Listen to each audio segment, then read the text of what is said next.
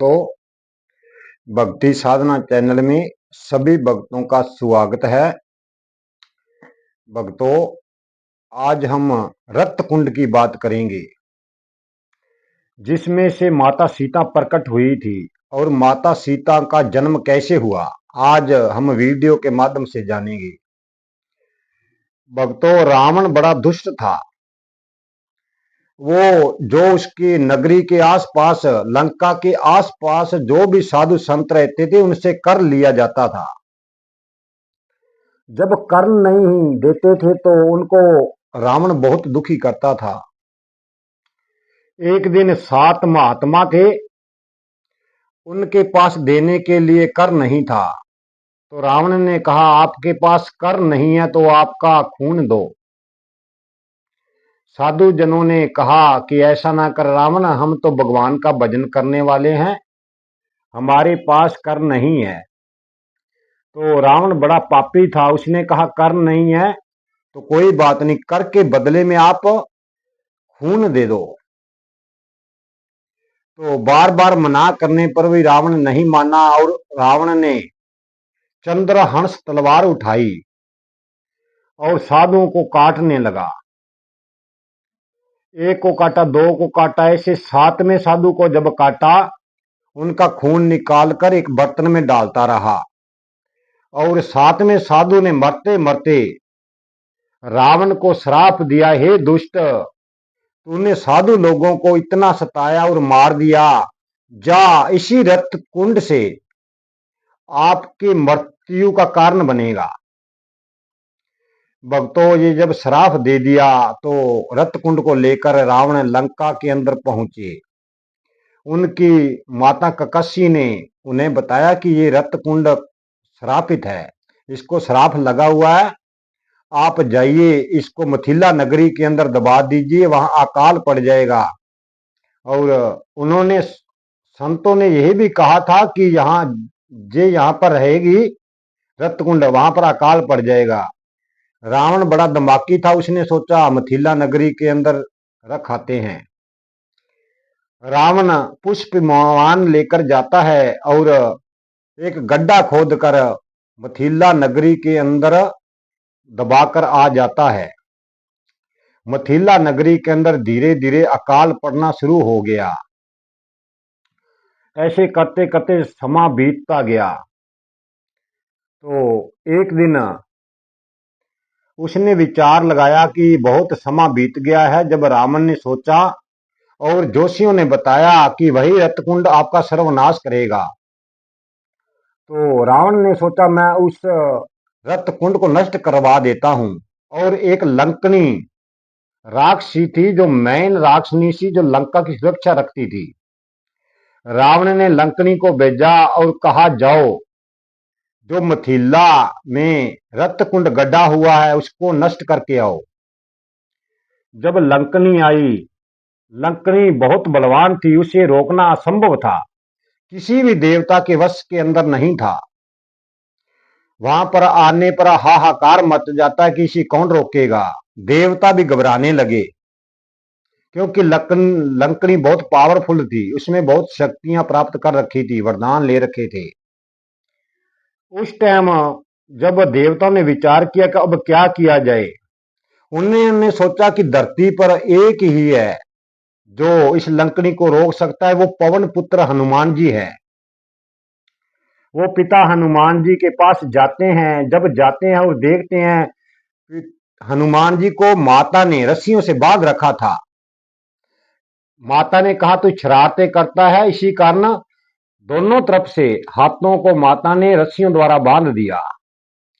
और देवता जाकर कहने लगे, और नारद मुनि भी उनके साथ गए और कहने लगे, हे प्रभु, जिसके कारण हमने अवतार लिया है, जिसके कारण आपने अवतार लिया है, जिस कारण अन्य देवताओं ने अवतार लिया है, आज वही लंकनी जब रत्तकुंड का नाश कर देगी तो सीता का जन्म नहीं होगा।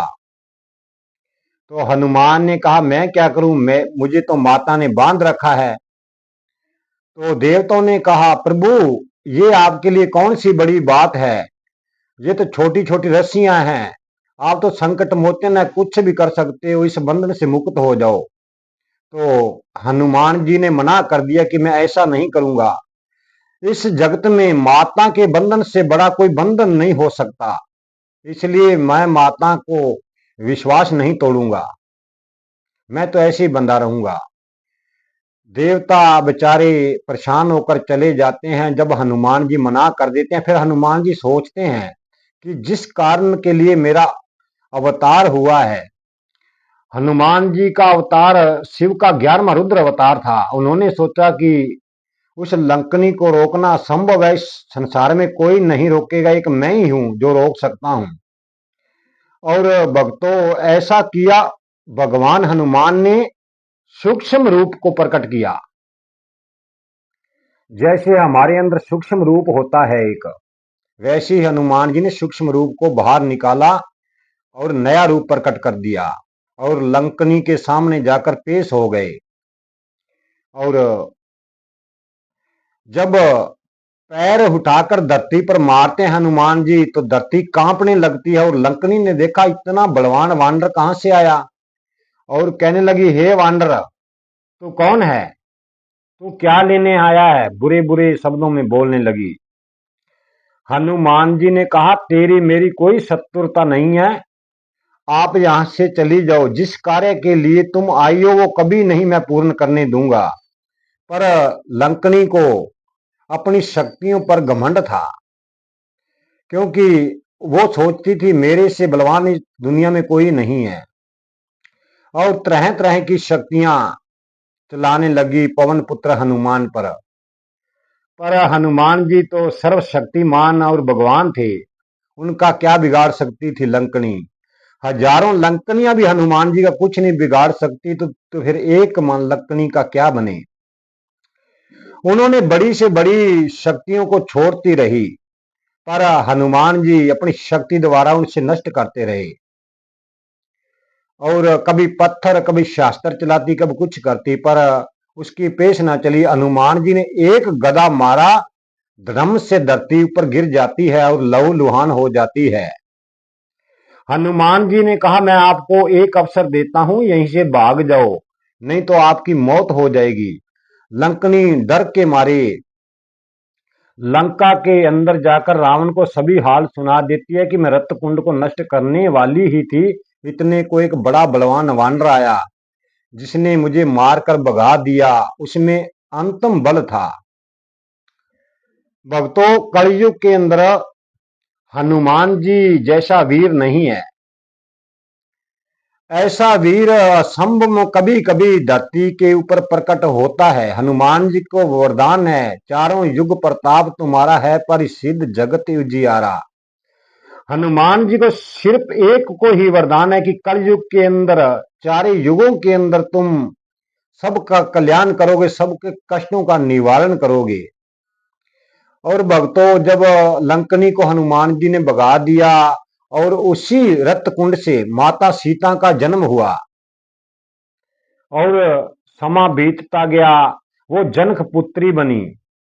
जनक पुत्री बन के उनका राम के साथ जब धनुष उठाया तो विवाह हुआ। उसी रक्त कुंड से सीता बनकर रावण ने उठाई थी और लंका में जब लेके गया, उसी रक्त कुंड के कारण रावण का राम द्वारा सर्वनाश हुआ। भक्तों, हम जो मनुष्य हैं, हमारे अंदर गुण तो बहुत हैं, हम अपने आप को जानते नहीं। हमें सिर्फ अपने आप को देखना चाहिए कि हमारे अंदर कितने गुण हैं, हम फिर भी पाप कर देते हैं। भक्तों, हमें अच्छे प्रज्ञा योगी से जाकर दीक्षा लेकर उस परमानंद की प्राप्ति करनी चाहिए। मैं 100% गारंटी दे सकता हूं, जो सही भक्ति करने वाले हैं उनको भगवान दर्शन देते हैं, उनके कभी भी कुछ कष्ट नहीं होते, वो सदा संसार में सुखी रहते हैं। हमें सदा सही गुरु से भक्ति लेकर सत्य मार्ग पर चलना चाहिए। अपने अपने गुरु का जो शब्द होता है उसे बहुत अच्छे से ध्यान में रखते हुए सदा हमें कार्य करने चाहिए और सदा भक्ति करनी चाहिए। जय सीताराम, जय सीताराम। भक्तों, आज की वीडियो यहीं समाप्त करते हैं। जीवन रहा तो कल की वीडियो में फिर मिलेंगे। वीडियो को शेयर, लाइक और सब्सक्राइब जरूर कर देना। जय श्री राम।